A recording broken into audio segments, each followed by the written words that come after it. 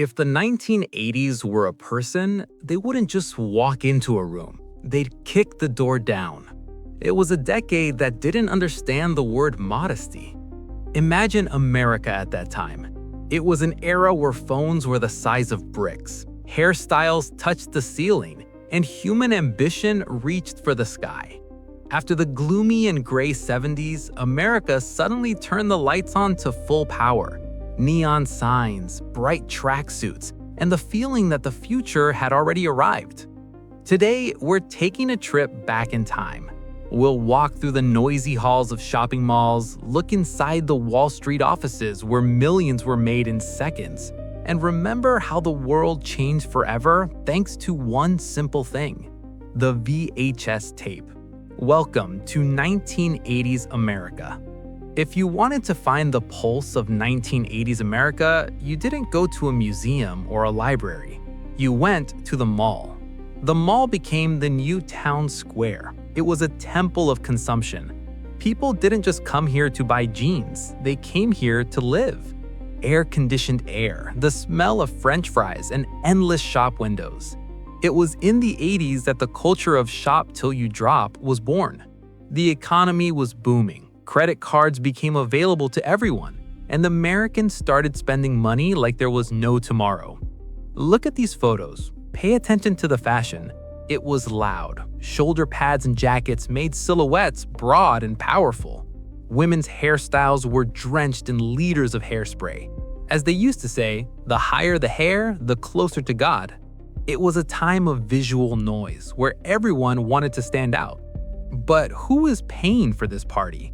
The 80s produced a new hero, or perhaps an anti-hero, called the Yuppie, the young urban professional.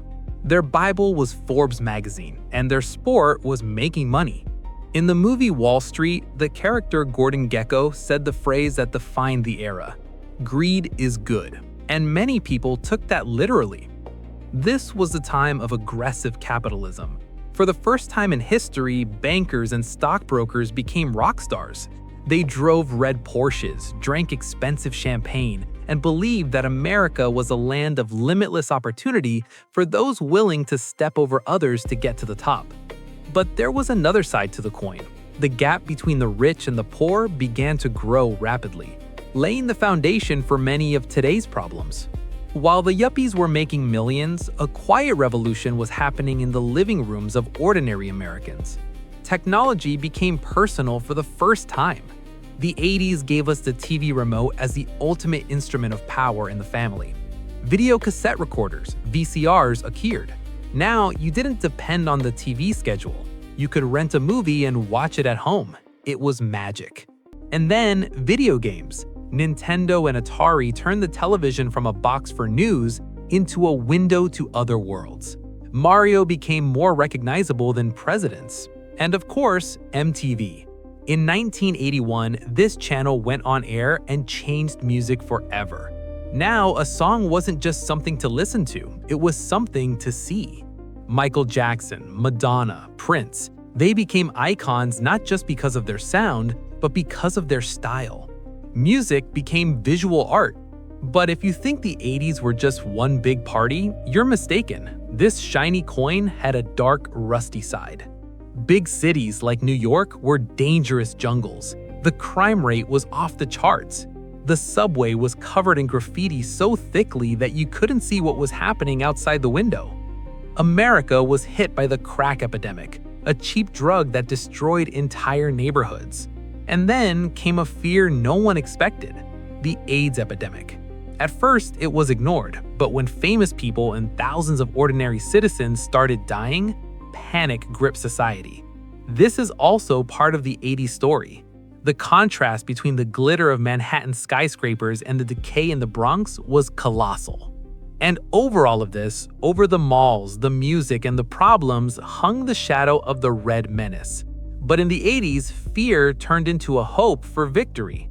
President Ronald Reagan called the Soviet Union the evil empire. The arms race reached its peak, but at the same time, it felt like the finale was close.